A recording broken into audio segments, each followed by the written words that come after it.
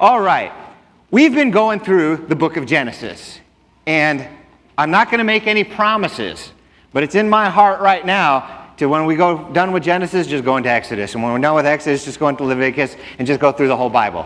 So that's my intention. Pray for me, because I think it'd be a great thing if I could get from Genesis to Revelation sometime before the Lord comes back. And you know me, I'm not doing like one sentence a week. I'm trying to get through one or more chapters a week so I can give you a good overview. And I've been planning several weeks ahead. So like if you look at the bulletin, it'll usually tell you all through the next month what the topic's going to be. But I messed up last week. And I gave today's lesson supposedly by the date last week. And I messed everything up. So today's a filler lesson. It's not Genesis chapter 14, 15, 16, but it does deal with Genesis. And it deals with the names that God gives people throughout the Bible. Names are pretty important, especially in the East. People in the East, in Bible times, and not just Jews, but especially Jews, because we have their book, believe that a person's name was tied to their character and their destiny. And whatever your name was, they figured that's who you were. People in Bible times were not very fond of change. For example, what Taylor's doing with a recovery program, in Bible times they would say that's crazy. Drunks are drunks, they'll never be any better. Addicts are addicts, they'll never be any better. They didn't appreciate change, and they didn't think a person could change. Boy, am I glad they're wrong.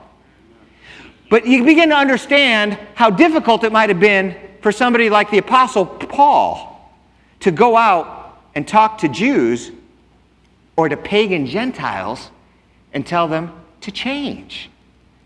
It's not socially acceptable. We're not supposed to change. We're supposed to be this way. Well, so I want you to know that names are tied to destiny. And I started wondering if maybe that's the case today, too.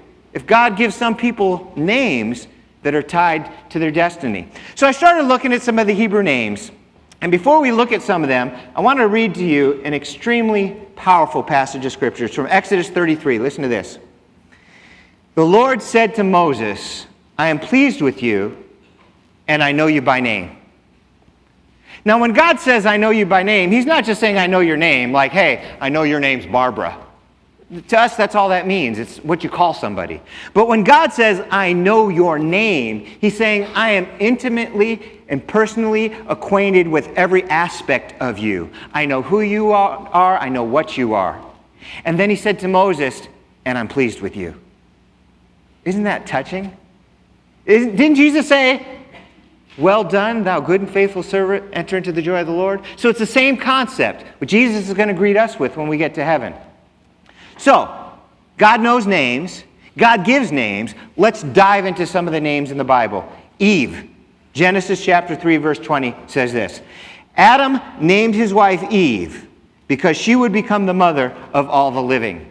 The Hebrew word Eve, if you look at it, looks very similar to the Hebrew word life. All right? So the Hebrew word Eve means life. Chava. Without the name version, it's actually Chaya. So you can hear the similarity. Chai for life, Chava for Eve. So he said, I'm going to name you life because you're going to give life to the entire planet. Significance of a name. Eve, Chava. Another guy in the Bible, I'm just going to give you some random names, and then we're going to go into something you're going to find really exciting, I think. Jacob. Jacob and Esau were twins. And Esau came out, and Jacob had a hold of his heel. And so they named him Heel Grabber. How'd you like that to be your name? You know, come here, Heel Grabber, it's time for dinner. And in that culture, Heel Grabber was a euphemism not too different from our today backstabber. Backstabber doesn't mean somebody who puts a knife in your back literally. It's somebody who betrays you, right?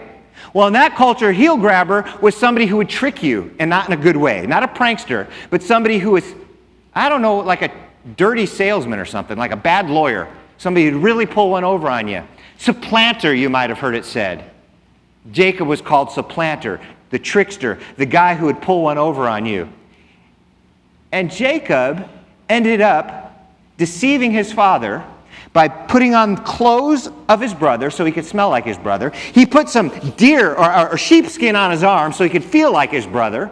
And he made food and gave it to his father, saying he was his brother, so he could sneak the birthright back from his father. Heel grabber, the supplanter. The name he got was his character for life. Very, very interesting. Next name, Nabal. Now, King David was anointed by the prophet. He said, you're going to be the next king. But the current king, Saul, kept trying to kill him. So David fled off into the wilderness. Next thing you know, a bunch of outlaws started hanging out with David. And David became the king of the banditos out in the wilderness for years. All the bad guys in town came and hung out with David, and David led them. So I'm not saying they were bad guys under David's leadership, but he took a bunch of roughnecks and they hang out in the wilderness, and they hung out by this guy's ranch. And he started protecting the man's sheep and cattle and pretty much just making sure they were safe because that's where he was living, and David was a good guy. Well, sheep shearing time came, and this was the community feast. When you had the sheep shearing, it was kind of like a barn raising. Everybody gets together, make lots of food, shear the sheep, make a party out of it, and everybody feasts. Well, David and his men, they were just living out in the middle of nowhere. They didn't have jobs. They didn't have property. So they went to this guy's house who they'd been taking care of. Nabal was his name. And they said, it's feast time. Can we have some food? And Nabal said, what do we have to do with you? You're just a bunch of dirty outlaws. Go take care of yourself. David was mad. You gonna talk to me that way? Remember, he's head of the banditos. He said, I've been protecting your stuff all year, and this is how you're going to say thank you? Guys, grab your swords. We're going to go kill every one of those sons of a guns. David and his men, 300 or whatever they were, mounted up and started heading for Nabal's ranch. He was going to kill everybody on the property. King David's a nice guy. Holy moly, he was ticked. He was going to go commit mass murder. Well, Nabal's wife heard about this, and she sent out a delegation with herself leading it and tons of food. And when they met up, heading towards each other in the middle of the road, she got off her donkey, fell down at his feet before his horse or donkey and said, oh, please, I'm so sorry. Now listen to what she said. I'm in 1 Samuel. She said, please don't pay any attention to Nabal, that good for nothing. He's exactly what his name means, a fool. Nabal means fool, and this is his life story. Well, when he heard that he almost died, the guy dropped dead of a heart attack. He was just an idiot, and his name meant idiot. Now, that's interesting when somebody's name matches their character and their destiny, isn't it? Especially in light of how many of you are going to name your child idiot? You see what I'm saying? We would never do that, but they did. And it ended up being their character.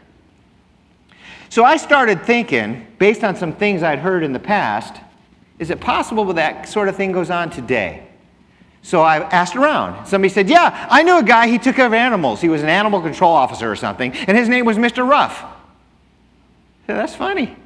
And somebody said, oh, and I knew a guy, he was a doctor, Dr. Raphael. Raphael in Hebrew means God heals, and he was a medical doctor. That's cool.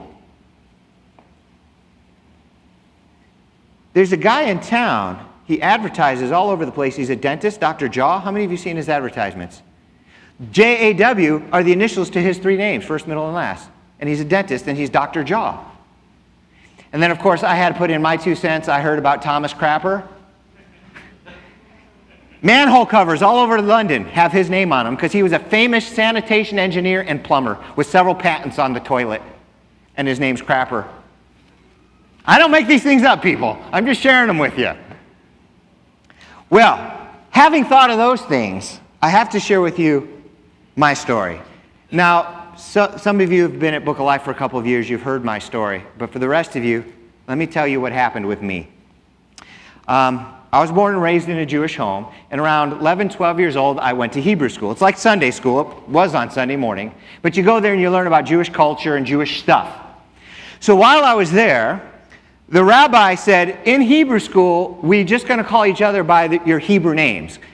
Children who are born outside of the land of Israel, they're also given a Hebrew name. So my English name is Steve, but I was also given a Hebrew name on my 8th day. So when I got to Hebrew school, the rabbi went around the circle and said, okay, Steve, what's your Hebrew name? I said, I don't know. My parents never told me.